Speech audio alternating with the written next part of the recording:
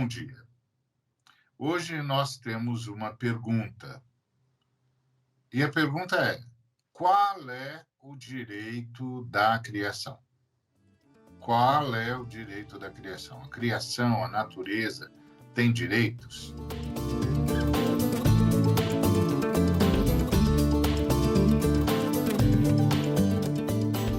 Gênesis capítulo 1, versículo 31 diz: Viu Deus tudo quanto fizera, e eis que era muito bom.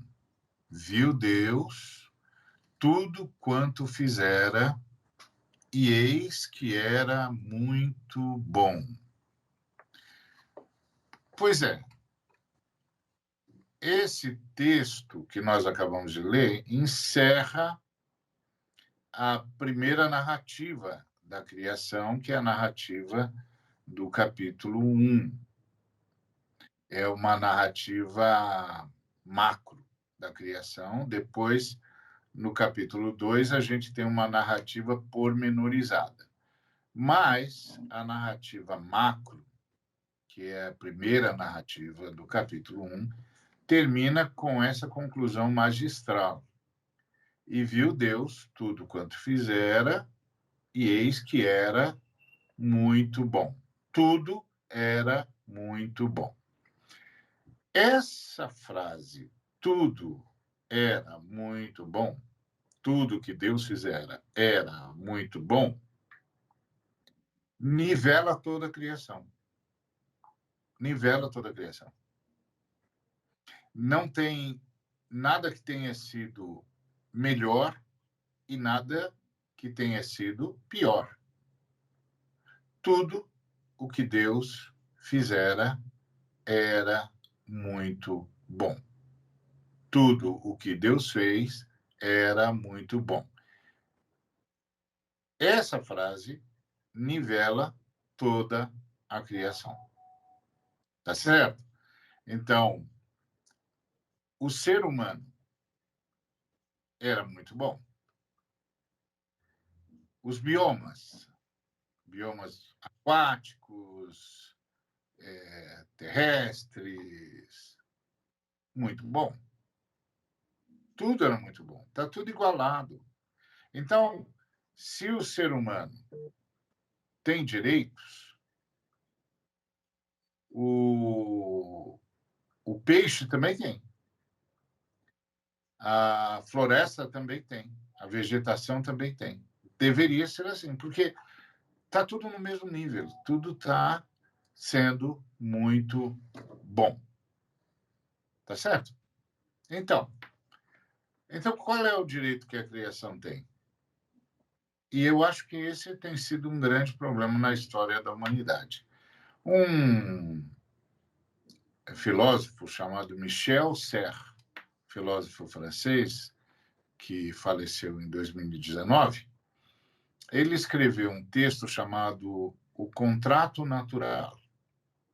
Nesse texto, nesse livro, nessa tese, O Contrato Natural, o Michel Serres se contrapõe ao contrato social, que é a autoria de um outro filósofo, Jean-Jacques Rousseau, um pactualista que foi um dos primeiros a elaborarem essa noção de direito humano, ou do ser humano como sujeito de direitos. Então, o Michel Serres propôs que a criação, o planeta como um todo, também teria de ser considerado como sujeito de direitos. Portanto, você sabe, a existência de sujeitos de direitos coloca o Estado com um dever, que é a lógica do princípio do direito. Se alguém tem um direito, o Estado tem um dever. Então, o ser humano tem direitos, o Estado tem deveres. o Estado tem deveres, tá certo? Isso tem de ficar muito claro para todos nós. É verdade que a gente vive em estados totalitários, muitas vezes, ou estados que estão muito próximos do estado de exceção, como o Estado brasileiro hoje, em que os direitos vão sendo solapados, vão sendo atropelados, mas o fato o ser humano, o cidadão, a cidadã, é um ser humano em estado de direitos, um sujeito de direitos. Logo, o Estado, o governo, tem deveres para com o cidadão, para com a cidadã. E o planeta? E o peixe? E o cavalo? E a onça? E o lobo-guará? Também são sujeitos de direitos? E o planeta como um todo? As florestas, os biomas, também são sujeitos de direitos? Na legislação, de modo geral, isso não está contemplado. Está contemplado que o ser humano tem direito a um ecossistema equilibrado, mas não está contemplado que o ecossistema tem direitos.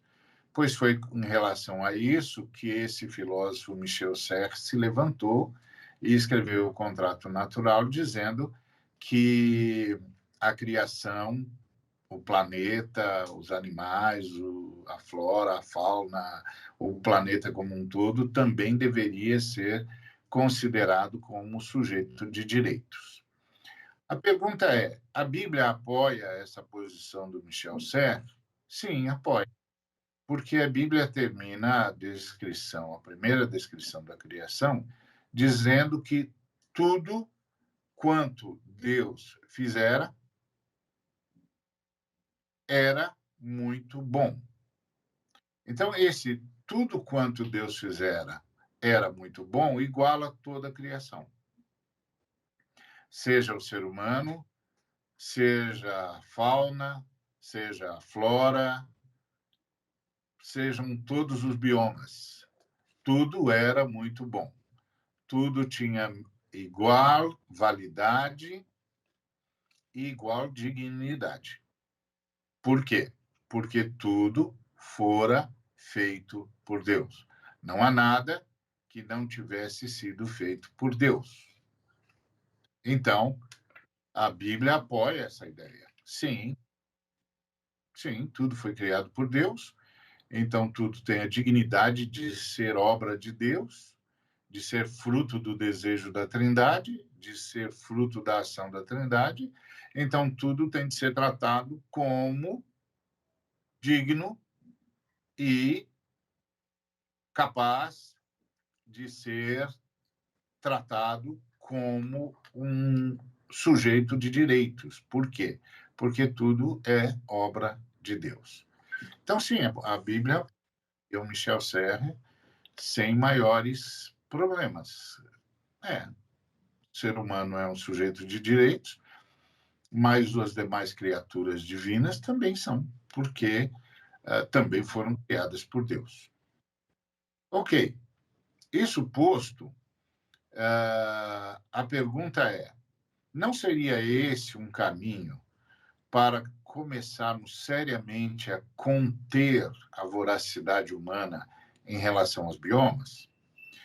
Não sei se você sabe, mas em 2016, a Corte Constitucional da Colômbia reconheceu o rio Atrato, que é um rio que banha a Colômbia, que nasce na Cordilheira Ocidental dos Andes e desemboca no Golfo de Urabá, no Mar do Caribe.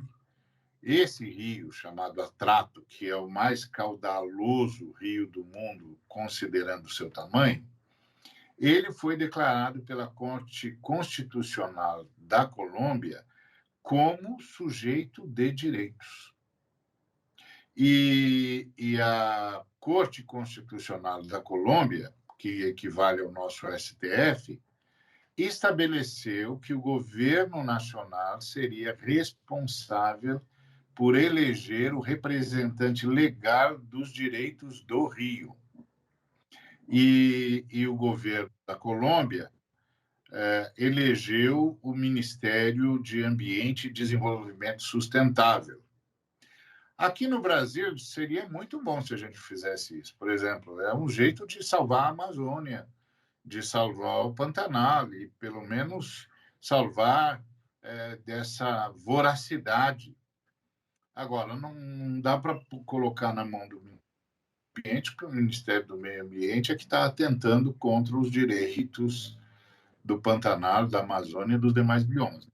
Poderia, por exemplo, sugerir e entregar para os povos originários, tá certo? Aqui no Brasil tem uma organização chamada APIB, que é a Articulação dos Povos Indígenas do Brasil.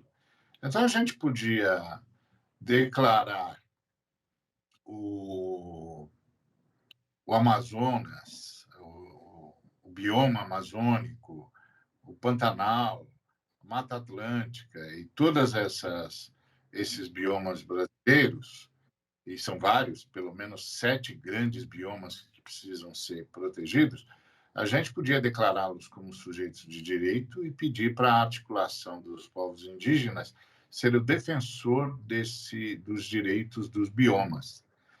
Isso satisfaria a Bíblia, porque tudo que Deus criou é muito bom, é igualmente muito bom. Eu penso que vale uma campanha isso aí, viu?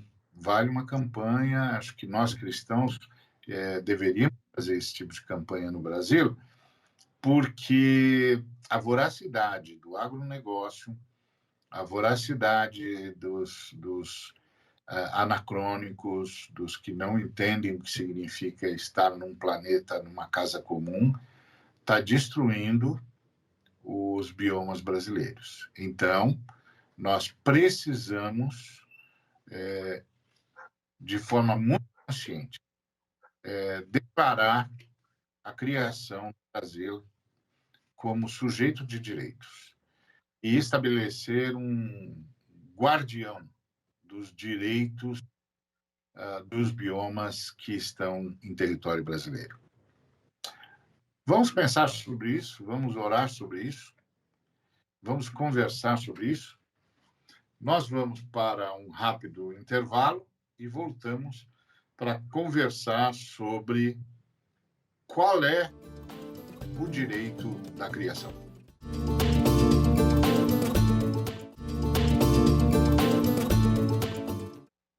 Muito bem, William.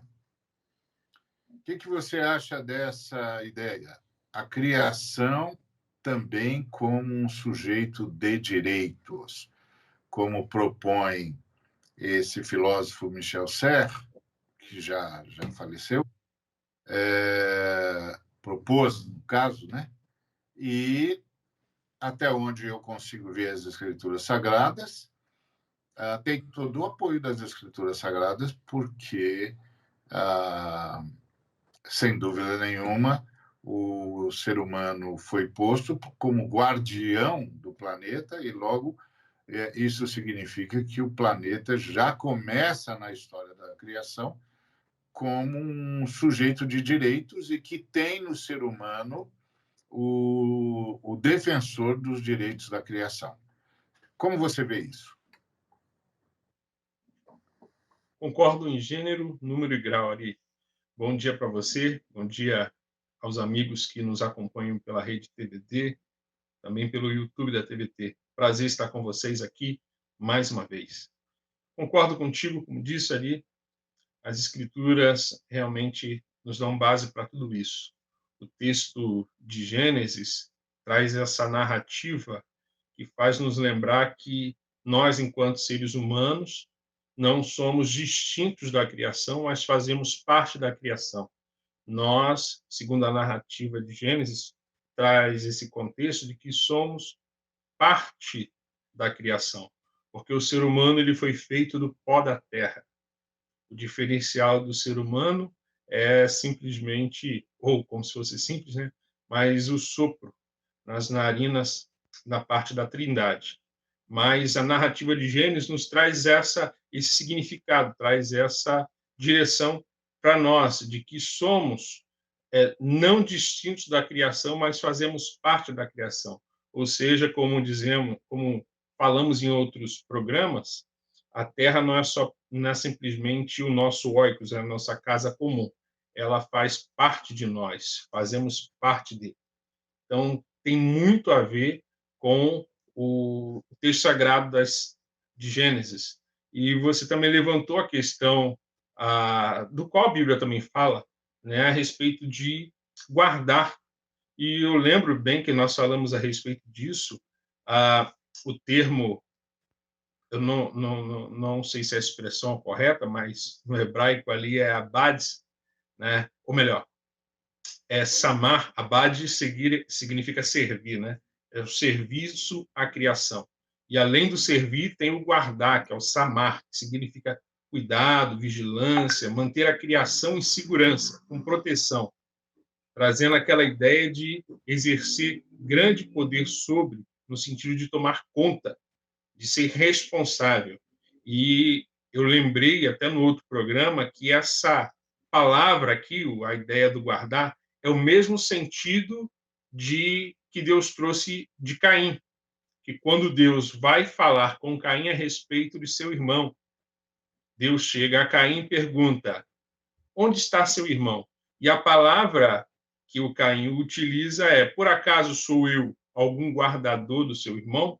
A ideia é a mesma expressão que o Caim traz, a ideia de guardar é a mesma ideia que Deus traz para a humanidade em sua missão de guardar a criação. Então, é o mesmo contexto de que Caim traz para Deus. Eu sou algum guardador do meu irmão? E o silêncio de Deus, né, quando Deus pergunta, a gente sabe, ele não quer saber, mas quer que nós saibamos. O que Deus está dizendo é que nós somos, sim, responsáveis. Da mesma forma que somos responsáveis uns pelos outros, trazendo essa equidade, esse equilíbrio, somos responsáveis também pela terra. Da mesma forma que Caim deveria ser responsável pelo seu irmão, nós também somos responsáveis, não só pelo nosso irmão, pelo próximo, mas somos responsáveis pela terra, com o significado da nossa primeira missão.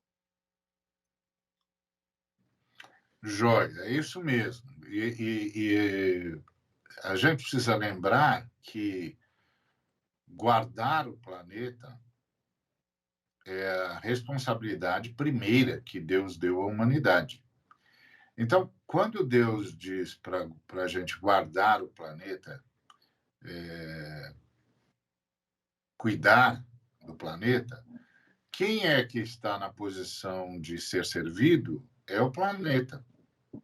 O planeta é que é o sujeito de direitos nessa fala divina, porque nós temos de cuidar do planeta, nós temos de guardar o planeta, nós temos de plantar, nós temos de cultivar, nós temos de organizar a vida do planeta, nós temos de organizar os vários biomas, nós temos de organizar as várias espécies. Na verdade, a gente é colocado como servo, como você citou, e citou muito bem, a gente é colocado como aquele que vai servir ao planeta, que vai tratar a lógica de mantenedor, vai trabalhar nessa lógica de mantenedor do planeta. E é interessante porque isso já coloca o planeta como sujeito de direitos. E é mais ou menos por aí que nós estamos caminhando, não é isso? E eles utilizam muito, quando eu digo eles, né, essa turma que vai utilizar a Bíblia para suas ideias irresponsáveis e até mesmo usando a Bíblia para ideias antibíblicas. Que o texto, quando a Bíblia descreve a respeito do domínio que o ser humano deve dominar a Terra, eles utilizam esse trecho das Escrituras para dizer que podem fazer com o que bem entender com a Terra. Porém, o texto todo, no seu todo, deixa claro algo completamente o contrário. O dominar aqui é simplesmente fazer uso da terra como Deus o faria, ou seja, o ser humano como aquele representante de Deus, ou seja, a sua imagem ali na terra, fazendo cumprir não a sua própria vontade, mas a vontade divina, fazer o mundo funcionar de acordo com a vontade de Deus. Então, a ideia de dominar não está relacionado com aquilo que nós vemos hoje de fazer aquilo que o que se quer, mas fazer aquilo que deve ser feito. Tanto é que, se formos pensar a partir da ótica do Cristo, a partir da ótica de Jesus de Nazaré, quando ele tem a ideia de domínio, ou seja, de ser superior, ele mesmo vai deixar claro para todos nós que o superior não é aquele que é servido, mas aquele que serve. No reino de Deus, na ideia divina, o superior, aquele que domina, ele não é servido, como ele mesmo não veio para ser servido, mas para servir. Então, se o ser humano é colocado na Terra como algo, como o ser dominante, como um ser superior, ele está aqui não para servir-se da Terra, mas para servir a Terra como meio de subsistência de todas as espécies, inclusive da espécie humana. Pois é, essa sua fala é muito importante, porque a gente vai concluir que os seres humanos estão aqui para dar manutenção à vida. A vida é um Exato. dom precioso de Deus. Deus é quem é o grande doador da vida. A Trindade é a grande doadora da vida. A vida é, de fato, a grande contribuição da Trindade. A Trindade doa a vida. E a doou a nós e a todas as suas criaturas. E a gente está aqui para ser mantenedor da vida. Mantenedor da vida, mantenedor da existência com qualidade para toda a criação, para toda a criatura. Eu acho que isso é extremamente importante que se diga. A gente pensa, muitas vezes, que os nossos interesses econômicos, nosso lucro, seja lá o que for que o sistema capitalista apresente como sua causa, como sua razão, é de fato o centro da atividade humana. Mas não é. O centro da atividade humana é ser mantenedor da vida. Então, Exato. há um sem número de coisas que a gente chama de progresso e que, na verdade, é deletério, vai destruir a vida. Então, nada que justifique a destruição, nada que destrua a vida se justifica. Não tem como justificar um ato que vai produzir morte. Não há como justificar um ato que vai produzir destruição dos biomas, destruição do ecossistema. Não há. Então, a gente deveria redefinir a palavra progresso e a palavra desenvolvimento. Só há progresso e só há desenvolvimento onde a manutenção da vida é aprimorada. É aprimorada. Por isso que na minha colocação, citando o que a Suprema Corte, o equivalente à Suprema Corte, o STF da Colômbia fez ao declarar o Rio Atrato como sujeito de direitos, e eles colocaram como defensor do Rio o governo, o executivo, e o executivo delegou isso ao Ministério do que eles chamam de Ambiente e Desenvolvimento. Então, eu coloco que nós devíamos imitar a Colômbia aqui, seguir essa linha da Colômbia, o Congresso Nacional ou o próprio STF, já que no artigo 225 da Constituição está garantida a situação de que o ecossistema é um desejo, um direito e uma necessidade. Então, a gente devia imitar a Colômbia, e aí a gente cumpriria a vontade de Deus, de transformar os nossos biomas em sujeitos de direitos. Agora, eu estou sugerindo não entregar isso ao executivo por razões óbvias. Vídeo que está acontecendo no Pantanal, vídeo que está acontecendo na Amazônia, vídeo que está acontecendo na Mata Atlântica, o que está acontecendo nos manguezais, o que está acontecendo nas savanas, o que está acontecendo no Cerrado, em todos os nossos biomas. Então, por que eu estou propondo que seja a articulação dos povos indígenas? Porque de todos os seres humanos, nós seres humanos nos dividimos em etnias e em comportamentos distintos. E de todos os grupos humanos, os grupos que nós chamamos de povos originários, que no Brasil contempla os indígenas, contempla também os quilombolas, os povos originários foram os que melhor se adaptaram à ideia do meio ambiente como sujeito de direitos. Eles convivem bem com o meio ambiente. Então, nada melhor do que a nossa condição colocá-los como os defensores do bioma. Como você vê essa ideia de transformar isso em lei, como a Colômbia fez? Eu acho interessante, Ari, e colocar isso para discussão seria muito importante, realmente. É porque precisamos tratar com tudo com o termo sustentabilidade. E, de repente, sumiu aí do Ministério do Meio Ambiente, sumiu do governo a ideia de sustentabilidade.